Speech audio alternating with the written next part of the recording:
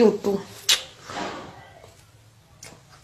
हम कैसे लग रहे। गुनाह को नहीं बख्शेगा कि किसी को उसका शरीक बनाया जाए, और इसके सिवा और गुनाह जिसको चाहेगा बख्श देगा। और जिसने अल्लाह के साथ शरीक बनाया तो बेशक वो रास्ते से दूर जा पड़ा।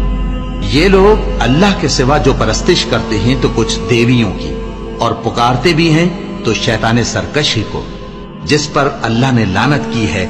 और वो अल्लाह से कहने लगा, मैं तेरे बंदों से गैरुल्लाह की नियाज दिलवाकर माल का एक मुकर्रर हिस्सा ले लिया करूंगा, और उनको गुमराह करता और उन्हें उम्मीदें दिलाता रहूंगा, और ये सिखाता रहूंगा कि जानवरों के कान चीरते रहें, और उन्हें समझाता रहूंगा, तो वो अल्लाह की बनाई हुई सूरतों को बिगाड़ते रहेंगे।